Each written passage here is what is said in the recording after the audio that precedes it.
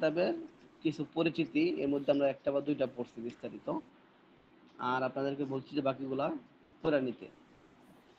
ঠিক আছে? কারণ এগুলো হচ্ছে আমাদের আমাদের মাযহাবের একদম মৌলিক কিতাব। তো কিতাব তো পড়া হতে সম্ভব হবে না, তো কিতাবের কমপক্ষে পরিচিতিটা আমাদের যতটুকু সম্ভব পড়া থাকা চাই। তো হানাফিদের যে মাসালা যে তিন প্রকার, এটা হচ্ছে ট্র্যাডিশনাল, এটা বড় বড় মুফতিয়ানে কেরাম এভাবে ভাগ করছেন। কিন্তু আমাদের এদের মুতাখিরিন আছেন, আমাদের উপমহাদেশের, যার হাত ধরে উপমহাদেশে এলেমগুলো আসছে, উনি হচ্ছেন শায়খ অলিউল্লাহ দেহলভী। উনি আমাদের মাসালাগুলোকে আরেকটা ভাগে ভাগ করছেন। ঠিক আছে? এই সেটাই আছে হইলো 149 পৃষ্ঠায়। এটা ধরেন, তাকসিম ও শাইখ ওয়ালিউল্লাহ দেহলভী লি মাসাইল হানাফিয়া। মাসাইল হানাফিয়াকে শায়খ ওলিউল্লাহ দেহলভীর ভাগ। وقد قسم الشيخ ولي الله المحدث الدهلوي رحمه الله تعالى طبقات المسائل على 4 أقسام। আমরা পড়ছিলাম তিন ভাগ, তাই না? তিনটা তবকা। কিন্তু শায়খ ওলিউল্লাহ আদ-দেহলভী উনি একটা ভিন্ন দৃষ্টিকোণ থেকে মাসালাকে 4টা ভাগে ভাগ করছেন। 1 নম্বর, কিসমুন তাকাররারা ফি যাহিরির রিওয়ায়া। কিসমুন তাকাররারা ফি যাহিরির রিওয়ায়া, এমন প্রকারের মাসালা যেগুলা যাহিরুর রিওয়ায়া হিসাবে স্বীকৃত। ওয়া হুকমুহু আন্নাহুম ইয়াকবালুনাহু ফি কুল্লি হাল। আর এই সমস্ত মাসালার হুকুম হচ্ছে আন্নাহুম মানে মুফতিয়ানে কেরাম বা হানাফিরা, ইয়াকবালুনাহু ফি কুল্লি হাল, সর্বাবস্থায় এই মাসালাকে কবুল করেন, ডিফেন্ডার ছাড়েন।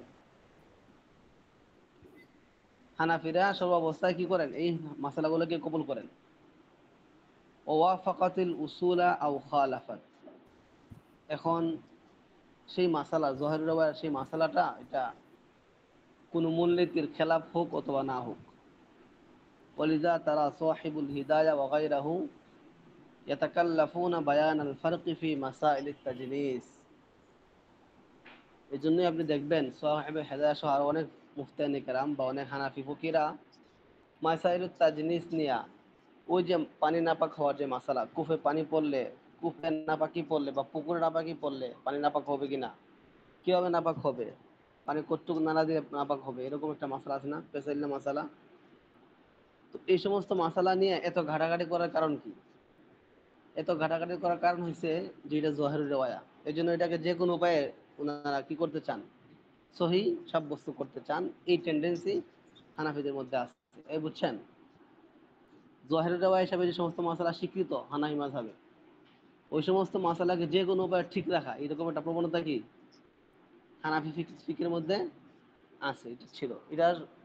এটা ওই যে বাংলাদেশের রাজনীতির মতো আর কি, অথবা এই যারা কি করে ব্যক্তি রাজনীতি করে এদের মতো, একটা কিছু বলে ফেলছে তখন এটাকে কি করতে সাব্যস্ত সত্য বানাইতে হয়। এর টেন্ডেন্সি কিন্তু আছে। মুজিবের টেন্ডেন্সি মনে করে, মুজিবে ভুল করে 3 লাখ শহীদ হয়েছে, তাই না? তো লাখ ইংরেজিতে লাখ হই, 3 লাখ না, এই লাখটা কিন্তু ইংরেজিতে কি, তাই এটার না, এটা লাখ, লক্ষরে ইংরেজিতে লাখ বলা হয়। তো শেখ মুজিব কি করছে, পণ্ডিত করে বলে ফেলছে 3 মিলিয়ন, 3 লাখ কি বলে ফেলছে, বলে ইংরেজি বলতে কি বলতে ফেলছে, 3 মিলিয়ন, 3 লাখ বলে 3 মিলিয়ন। উনি মনে করছে যে লাখ আর মিলিয়ন সেম, অথবা মনে করে নাই, ভুলে বলে ফেলছে 3 মিলিয়ন। তো 3 লাখ তো 3 লাখ, আর 3 মিলিয়ন মানে 30 লাখ, তাই বুঝছেন? 3 লাখ তো 3 লাখ, আর 3 মিলিয়ন কত লাখ? 30 লাখ। ওই সহজে 30 লাখ, বুঝছেন? এখন সেটা ভুলে বলছে আওয়ামী লীগরা কি করে না, এটা স্বীকার করে না। আওয়ামী লীগের কথা হচ্ছে 30, উনি 30 লাখ বলছে, 30 লাখের শহীদ, 30 লাখ শহীদ হয় না বাংলাদেশে। 30 লাখ শহীদ হইলে আপনাকে প্রত্যেকের বাপদাদা শহীদ থাকতো একজন না একজন, আছে? আসেনি? আপনার গ্রামে আছে শহীদ একজনও, মুক্তিযুদ্ধের শহীদ? এই ওনার আপনার গ্রামে আছে? আপনার গ্রামে আছে? কাজা, আমার গ্রামে নেই। আমার আশপাশের গ্রাম আমি না, আমি জানি না কেউ শহীদ আছে কিনা, মুক্তিযুদ্ধের শহীদ। তো যতগুলা গ্রাম, 64,000 গ্রাম, প্রত্যেক গ্রামে একজন করে তো নাই, এরকম আছে একাধিক গ্রাম মিলে একজন শহীদ নাই, মুক্তিযুদ্ধ শহীদ নাই। ঠিক আছে, আবার কোনো কোনো জায়গায় বেশি থাকতে পারে, হিন্দু গ্রামগুলো বেশি, অনেক বেশি শহীদ আছে, পুরো গ্রামের বাইরে ফেলছে, যশোর এরকম হয়েছে। তো 30 লাখ কোনোভাবেই না, 3 লাখ শহীদ। ঠিক আছে, এই 3 লাখের মধ্যে আবার অনেক আছে বিহারি, যাদেরকে মুক্তিযোদ্ধারা মারছে। বুঝছেন, মুক্তিযুদ্ধ যখন শেষ হয়েছে, শেষ হওয়ার পরে যখন আওয়ামী লীগ জিতছে, আওয়ামী লীগ তো হিংস্র, আওয়ামী লীগ তো কপাল ভালো যে আমরা ভালো, বা আওয়ামী লীগ যাদের হাতে পরাজিত হয়েছে 24-এ তারা ভালো। আওয়ামী লীগ যে অপকর্ম করছে, উচিত ছিল আমাদের ওদের বাড়ি ঘরে গিয়ে হামলা করে ওদেরকে মেরে ফেলা, আর ওদের সম্পদ নিয়ে আসা 24-এর পরে। ওটা তো হয়নি, বাংলাদেশে কেউ করে নাই। উলামায়ে কেরাম বাধা দিচ্ছে, অনেকে চাইছিল করতে, কিন্তু উলামায়ে কেরামের সম্মিলিত বাধার তারা হয়েছে, তাই না? বড় বড় সেলিব্রিটিরা, রাজনীতিবিদ, নেতৃবৃন্দ বাধা তো দিচ্ছে, এবং ফিজিক্যালি বাধা দিচ্ছে অনেক সময়, কিন্তু এবারে পাড়া দেয় নাই, পাড়া দিচ্ছে। এটা ওদের কপাল। কিন্তু 71 এরকম ছিল না।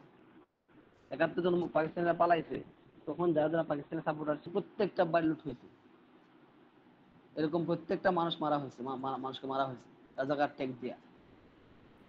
বুঝছেন, ওই সময় বিহারিদেরকে বিহারিদেরকে খুব বড় গণহত্যা করা হয়েছে। বিহারি এরা চট্টগ্রামে আছে, ঢাকার মিরপুরে আছে, আর অনেক মোহাম্মদপুরে আছে, বিহারি বিহারি পল্লী আছে, তাই না? তো এই বিহারিদেরকে গণহত্যা করা হয়েছে। কারা করছে? আওয়ামী লীগ করছে, মুক্তিযোদ্ধারা করছে। বুঝতে পারছেন? এই মুক্তিযোদ্ধারা মিলে, মানে মুক্তিযোদ্ধাদের কর্তৃক যে খুন এবং পাকিস্তানি কর্তৃক যে খুন, সব খুন মিলে 3 লাখের মতো হইতে পারে শহীদ। সেখানে মুজিবে কি করছে, বলে বলে ফেলছে 30 লাখ, এবং 30 লাখই কথা আসছে হইলো এখানে যে হানাফিদের মধ্যে জোহারের রেওয়ায়া। তো জোহারের রেওয়ায়া প্রমাণিত হয়ে হানাফিরা কি করে, জোর করে কি করতে চায়, এটাকে সহি বানাতে চায়। দরকার নাই, কিন্তু ওনারা বানানোর চায়, বানাতে চায়, এরকম মশলা আছে। ঠিক এরকম মশলা কি, ওই যে হায়াতের মশলাগুলো মনে করেন, উস্তাদ দয়া এগুলোর কোনো করে বলা বাস্তবতা যায় এখন আর অনেক ডিস্টার্ব করা পাল্টায় গেছে। হায়াতের বাস্তবতা, ঠিক আছে, হায়াত নেফাজের বাস্তবতা পাল্টায় গেছে, 3 দিন 10 দিন, ওই ক্যাটাগরি এখন চেঞ্জ হয়ে গেছে। ওষুধ খাইলে অভ্যাস চেঞ্জ করে ফেলা যায় এখন। ঠিক আছে, ওনারা যে সূক্ষ্ম সূক্ষ্ম মশলা বর্ণনা করতেন, এই সেই কত কিছু, এগুলো এখন আর লাগে না। ঠিক আছে, ওই তাজরিসের মশলাটা এরকম। 2 নম্বর, والقسم الثاني هو رواية شاذة عن أبي حنيفة وصاحبيه। আর 2 নম্বর প্রকার হচ্ছে আবু হানিফা এবং তার যে ইমাম আবু ইউসুফ মুহাম্মদ, ওনাদের কাছ থেকে বর্ণিত রিওয়ায়াত শাযযা। وحكمه ألا يقبلوه إلا إذا وافق الوصول। এগুলোর হুকুম হচ্ছে, এগুলো আমরা বা হানাফিরা কবুল করে না, তবে যদি এটা মূলনীতির সাথে সামঞ্জস্যপূর্ণ হয় তাহলে কবুল করে। ওয়াকাম ফিল হিদায়াতি ওয়া নাহওয়িহা ফি তাসহিহি লিবা'দ الروايات الشاذة لحال الدليل।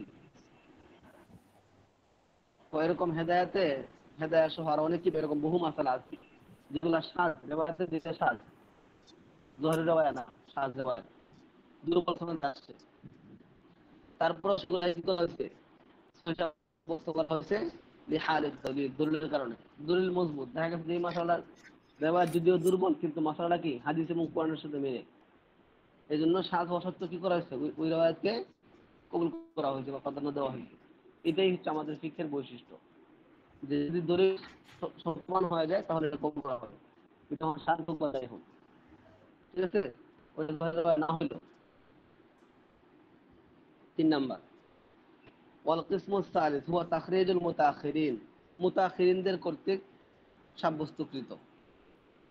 واتفق عليه جمهور الأصحاب وحكمه أنهم يفتون به على كل حال। 3 নম্বর হচ্ছে মুতাখিরিনদের কর্তৃক সাব্যস্তকৃত মাসালা। মুতাখিরিনের যে সমস্ত মাসালাকে বলছেন যে এটা ঠিক আছে, এটা মূলনীতি সামঞ্জস্যপূর্ণ, এটা ভালো।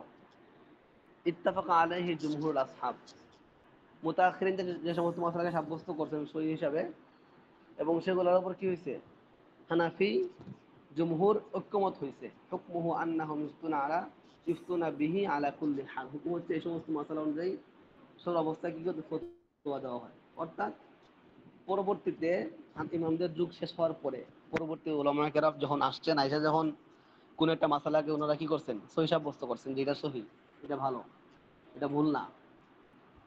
হয়তো ওই মাসালা জোহরের রাওয়ায়াতে নাই, হয়তো ইমাম মুহাম্মদের ছয় কিতাবে নাই সেই মাসালাটা, কিন্তু মুতাআখিরিনরা বলছেন যে এটা ঠিক, তাহলে এটা সর্বসম্মতিক্রমে ঠিক।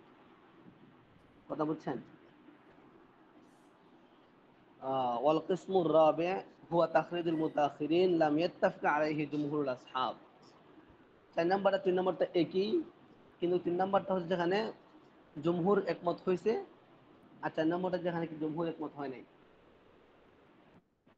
পরবর্তীতে অনেক মাসালা বের হয়েছে না, যেগুলাতে সবাই একমত, আবার কিছু মাসালা সবাই একমত না, এরকম মাসালা বাংলাদেশেও আছে।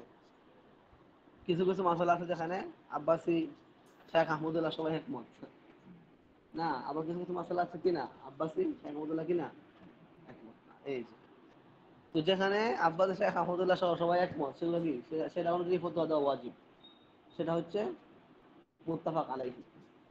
ঠিক আছে? আর যেখানে সবাই একমত না, সেটা কি, সেটা হুকুম বলতেছে وحكمه أن المفتي يعرضه على الأصول والنظائر من كلام السلف।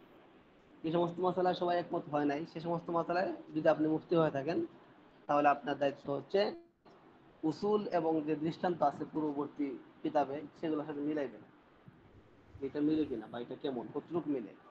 ফাইন ওয়ালাদাহু মুওয়াফিকান লিল উসুল ওয়ান নাযায়ের আখাযা বিহি ওয়া ইল্লা তারাকা।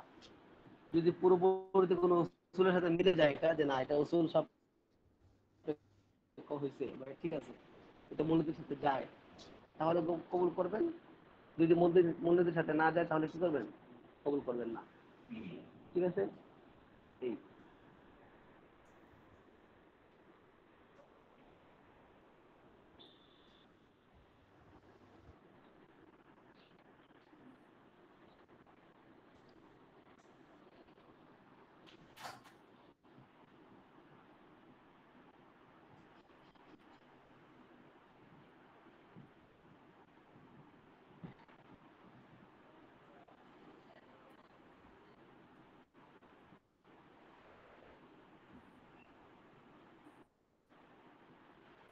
আচ্ছা, তাহলে এটাই হচ্ছে কথা এখানে। এরপরে ইমাম লাকনুর কিছু কথা আছে এখানে, সেটা দরকার নেই আমাদের।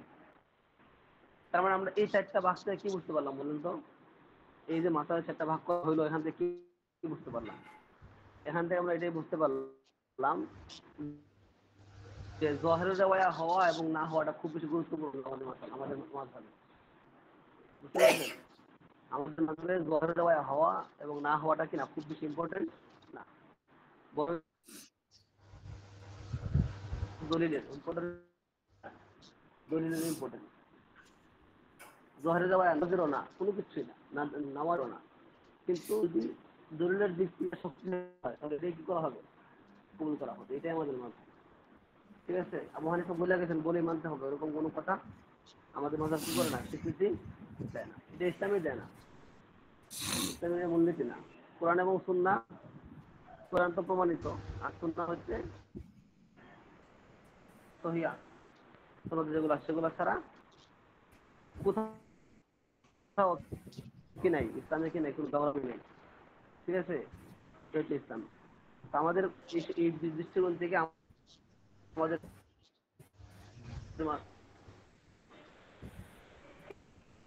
আমাদের হানাফি ফিকটা হচ্ছে বেশি, এটা কি বলা হয়, কি বেশি অ্যাডজাস্টেবল, এটা বেশি মিলে। এবং হানাফি ফিক শক্তি সমৃদ্ধ, এখনো এখনো পর্যন্ত রাষ্ট্রীয় আচারে, রাষ্ট্রীয় আচার বা বড় বড় মশলায়, ব্যাংকিং খাত বলেন, সমস্ত মশলায় হানাফি ফিকের মাধ্যমে যে সমস্যা সমাধান করা যায়, অন্য ফিক থেকে কি করা যায়, সমাধান করা যায়। এখানে মিলে যাওয়ার যে প্রবণতা, এটা বেশি আছে হানাফি ফিকের। তো এই তাকসিমটা ঠিক আছে, আগের 3 তাকসিম সহ এই তাকসিমটা কি করবে, গুরুত্ব দেওয়া শিখবেন। যদি মাসালার তাকসিম পরীক্ষায় আসে, তাহলে এটাও আসবে। যদি তখন মাসালাটা পরীক্ষাতে আসে, তাহলে কি হবে, এটাও আসার সম্ভাবনা আছে। এবার আসেন আমাদের মূল কিতাবে 152 পৃষ্ঠা। এটা হচ্ছে আমাদের মূল কিতাব। মূল যে কিতাব, সেটা হচ্ছে এখান থেকে শুরু। ঠিক আছে? উস্তাদ পড়া কয় তালখিসু নম্বর পৃষ্ঠা? কাওয়াইদ রাসুল মুফতি, কিতাবের মূল নাম। কত তালখিসুল নম্বর কাওয়াইদ পৃষ্ঠা? রাসমিল মুফতি, মুফতির যে নীতিমালা ও নীতিমালার তালখিস আলা মাযহাবিল হানাফিয়া। তো এই কিতাবটা খুবই সংক্ষিপ্ত, ঠিক আছে, একদম কয়েক লাইন, এক দুই পৃষ্ঠার মতো কিতাব মাত্র, ঠিক আছে। এখানে দেখবেন আপনারা যে বোল্ড করে যে লেখা যেগুলো আছে, বোল্ড করে যে লেখাগুলো আছে সেগুলো হচ্ছে মূলত মূল কিতাব, আর এরপরে যে স্বাভাবিক যে লেখাগুলো আছে সেগুলো হচ্ছে আমাদের মুসান্নিফের ব্যাখ্যা। এই কথা বুঝছেন? তো দেখেন, আল আসলুল বুঝতে আউয়াল বলতে হ্যাঁ শুরুতুল মুদাকার। মুফতি, প্রথম মূলনীতি মুফতির শর্ত। হ্যাঁ সহজ এই সহজ কথা বুঝতে বলে হবে। কারা? এই অনলাইনে কথা বলে কারা? কথা বলা যাবে না।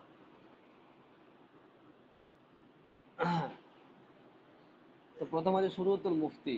দেখেন খুবই সংক্ষিপ্ত কাজ, আমি কয়েক মিনিটে আমি অনেক কথা বলে ফেলছি, পরে এটাকে ব্যাখ্যা করতে করতে দেখবেন যে অনেক পিস লাগিয়ে যেতেছে। প্রথমটা আল আসলুল আউয়াল, এটার ব্যাখ্যা কয় পৃষ্ঠা? 2 পৃষ্ঠা, 4 পৃষ্ঠা, 6 পৃষ্ঠা, 8 পৃষ্ঠা, 10, 12, 14। এরপরে দেখা আছে আল আসলুস সানি, ঠিক আছে। তার মানে এখানে মূল কিতাবে 2-4 লাইন, 4.5 লাইনে যা বলছে, এই 4.5 লাইনকে ব্যাখ্যা করা আছে কয় পৃষ্ঠা দিয়া? 14 পৃষ্ঠা দিয়া। বুঝতে পারছেন? এই হলো অবস্থা। তো দেখেন, তো এখানে মূলনীতিগুলো ভালো মতো শিখবেন, পারলে মুখস্থ করে রাখবেন। লা ইয়াজুজুল ইফতা লিমান লাম ইয়াতাআল্লামিল ফিকহা লাদা আসাতিযাতিন মাহারা। প্রথম মূলনীতি, লা ইয়াজুজুল ইফতা, ফতোয়া দেওয়া জায়েজ নাই, লিমান লাম ইয়াতাআল্লামিল ফিকহা, ওই ব্যক্তির জন্য যে ফতোয়া শিখে নাই, লাদা আসাতিযাতিন মাহারা, দক্ষ উস্তাদদের কাছে, দক্ষ অভিজ্ঞ উস্তাদদের কাছে যারা ফিক শিখে নাই, তাদের জন্য ফতোয়া দেওয়া কি নাই, জায়েজ নেই। আচ্ছা, এখন দক্ষ শিক্ষক শিখলে গেলে হবে? আব্দুল মালিক সাহেবের ছাত্র হইলে হবে? না। ওয়াইন্নামা তালা আল কুতুবাল ফিকহিয়াতা বিনাফসি, সে কি করছে? উস্তাদের কাছে শিখে নাই, সে নিজে নিজে মোতালা করছে। ওয়াইন্নামা, সে তালা আল কুতুবাল ফিকহিয়াতা, ফিকহি কিতাব কি করছে? মোতালা করছে বিনাফসি, নিজে নিজে। তার জন্য কি নাই, ফতোয়া দেওয়া জায়েজ নেই। তাহলে যারা উস্তাদের কাছে পড়ছে তাদের জন্য জায়েজ?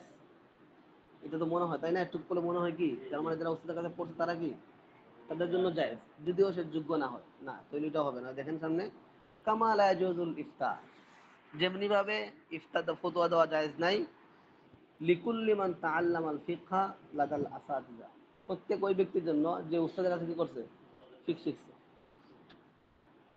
দক্ষ উস্তাদের কাছে ফিকহ শিখে নাই, নিজে নিজে কিতাবগুলো পড়ে ফেলছে, তার জন্য যেরকম ফতোয়া দেওয়া জায়েজ নাই, শুধুমাত্র উস্তাদের কাছে পড়ছে এই জন্য, বা ওদের জন্য কি নাই, ফতোয়া দেওয়া কি নাই, জায়েজ নাই। ওরা